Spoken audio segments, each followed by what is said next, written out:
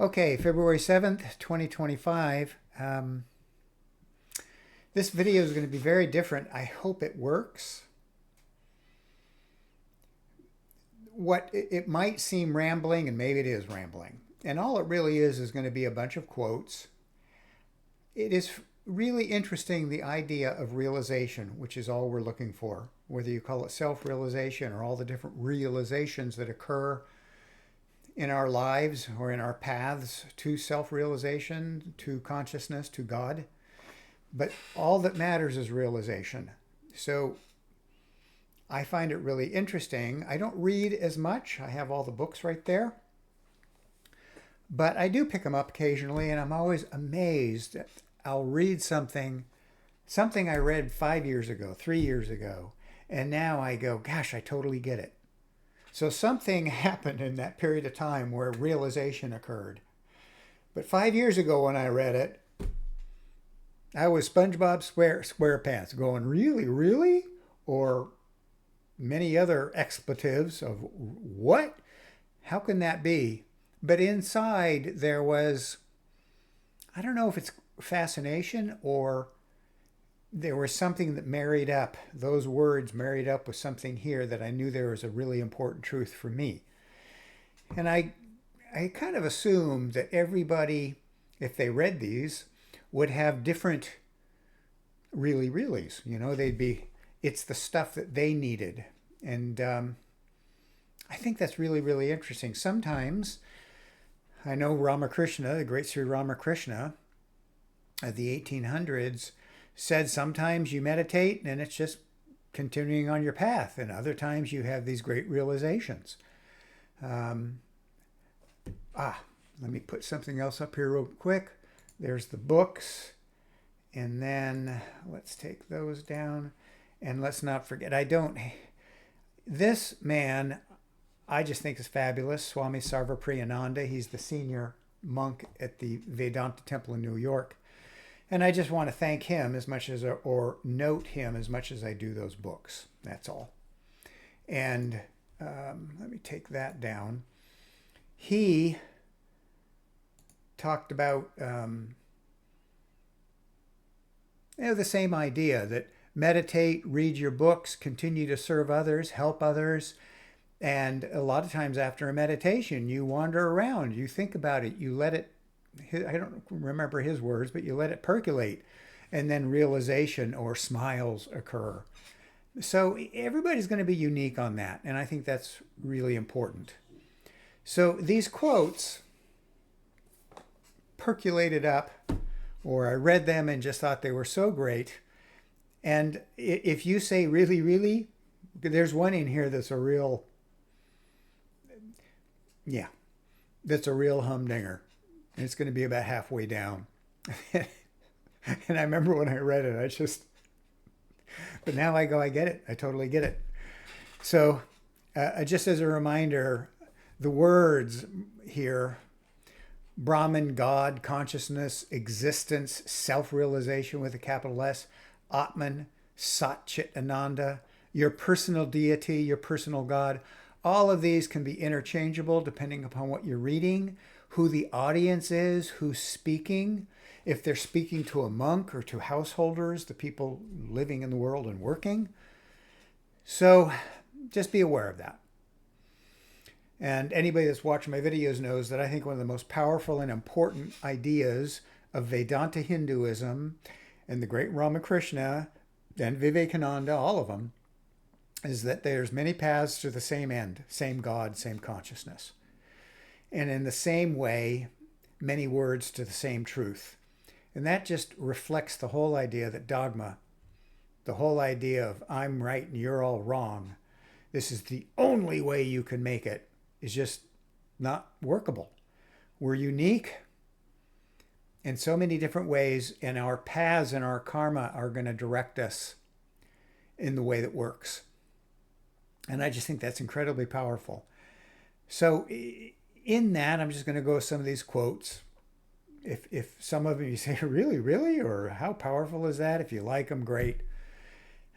So my rambling now begins. So the great Swami Vivekananda Passed away about 1903. To date him, he's the one who, in essence, went through the U.S. and Europe, and in my mind, brought India's religions here, especially Vedanta Hinduism. So he was talking about the whole idea that out of the 60s, we heard it a lot, that you need to find a guru, and you're going to find that in the book. Go find a guru, step one. And I've talked about that. And in the 60s, the Beatles went to India to find a guru, and just so many intellectuals and musicians, we heard about it as we listened to music in the 60s. But he talked about in this quote how eventually, as your path evolves and as your spirituality and knowledge evolves, he says this: in time, you break into your own religion. We end up with billions of unique paths and religions. I just think that's the best. I just think that's the greatest. The idea that you're bad because you're leaving the religion or you're not doing what that particular church, whatever church or denomination, find your path. Find your path. I even have a couple videos on many paths. And there it is, Vivekananda. And I thought that was remarkable. Now, maybe in the beginning, you need to follow that guru be very aligned to it. And maybe your path is to be very aligned to one particular path. Great. But I don't think this quote violates that. I don't think somebody being devoted to a path violates this at all. I just thought that was a great quote. So there it is. And then Vivekananda again in his book on the Bhagavad Gita says, each soul is potentially divine. The goal is to manifest this divinity within by controlling nature, external and internal. I think that's really great. Both the mental and the outside. Do this either by, so this is kind of this continuation of many paths. Do this either by work or worship or psychic control or philosophy. By one or more or all of these, and be free. Again, I think that's so powerful. Some people do so well with bhakti yoga. Bhakti yoga being the worship and love, finding your personal deity, serving others. I love that. And others are going to be more with the path of knowledge. And it says here, do this either by work, worship, psychic control. Work, that's karma yoga. You can go free by work alone if you do it correctly. It's absolutely fabulous. And so we all have to find our own paths. This is the whole of religion. Doctrines or dogmas or rituals or books or temples or forms are but secondary details. I even think, I don't know if it was him or one of the others of these great saints and gurus that said, it's just not even that important in a way.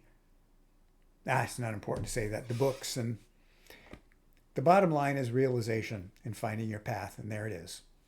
Shankara says, I don't even know if this aligns, but I thought this was kind of appropriate. Even after the truth has been realized, there remains strong, obstinate impression that one is still an ego, the agent and the experiencer. This has to be carefully removed by living in a state of constant identification with the supreme non-dual self.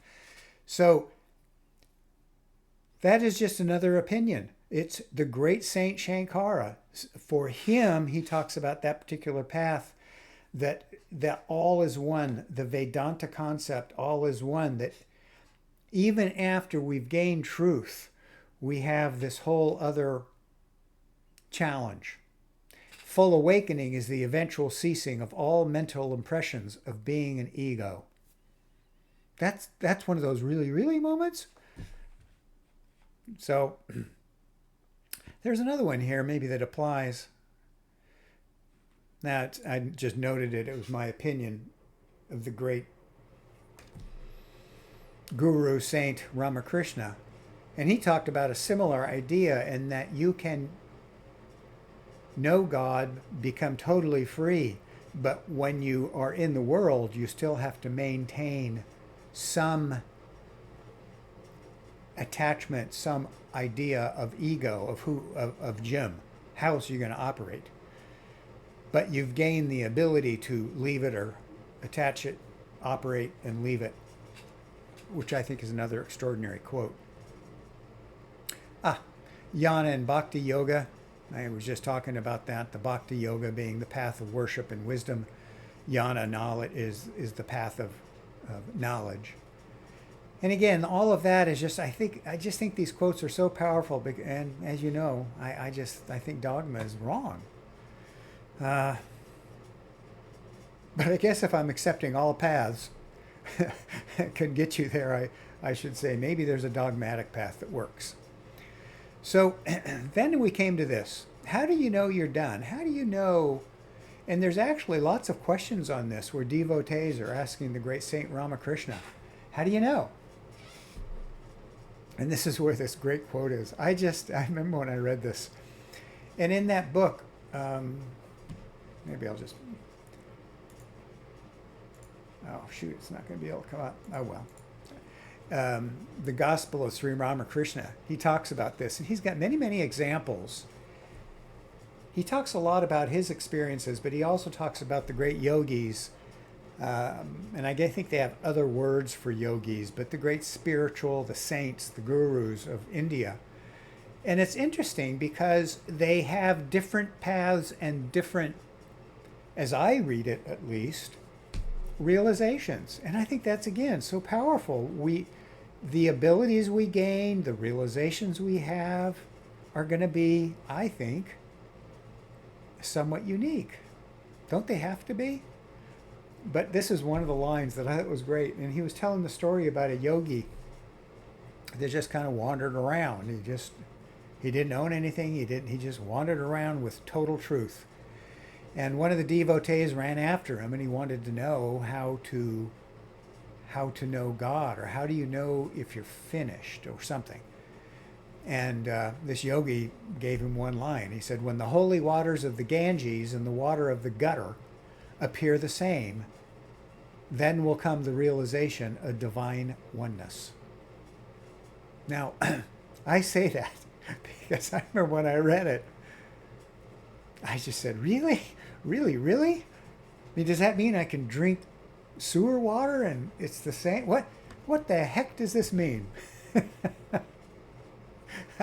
I think back sometimes how ludicrous it can be, how I read some things or tried to understand it from a level that I didn't have the ability at the time to understand. But anyway, I thought this was a great one. Yeah. The Ramakrishna, he talked about, I was just reading, how you can only know God in samadhi, which is a very deep meditation, but then you have to have some kind of ego attachment to live in the world. So as long as you're living in this world or meditating and seeing this world, you're going to have a hard time fully knowing God. I thought that was really interesting. And he also talks a lot about these yogis that are just completely satisfied in Atman, Brahman, God. Nothing else do they have to do or say. They're just completely satisfied. And that's something that I think is really, really interesting. Now, I know the more I meditate, the more I look at all of these ideas, the more I can see the truth in that. But I remember when I first read it, I thought it was really interesting. So here's Vivekananda even mentioning that. He says, the highest men are calm, silent, and unknown. They are the men who really know the power of thought. They are sure that even if they go into a cave and close the door and simply think 5 true thoughts and then pass away, these 5 thoughts of theirs will live throughout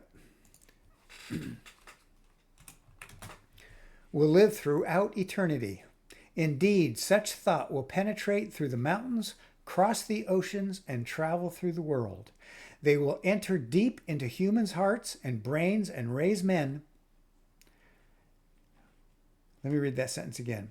They will enter deep into human hearts and brains and raise men and women who will give them practical expression in the workings of human life. I just think that's really, really cool. That's all I'm going to say. I think that's a great quote. Shankara, thus the wise man reaches the highest state in which consciousness of subject and object is dissolved and the infinite unitary consciousness alone remains. And he knows the bliss of nirvana while still living on earth. Atman and Brahman are one. Yeah, I think that's all I had. Yeah, that's all I had. I'm just going to go back and read this one again. The highest men are calm, silent, and unknown. They are the men who really know the power of thought. They are sure that even if they go into a cave and close the door and simply think 5 true thoughts and then pass away, these 5 thoughts of theirs will live throughout eternity. Indeed, such thought will penetrate through the mountains, cross the oceans, and travel through the world. They will enter deep into human hearts and brains and raise men and women who will give them practical expressions into the workings of human life. Well, there you have it. There's my ramble. There's some great quotes. Hope you enjoyed them. All right.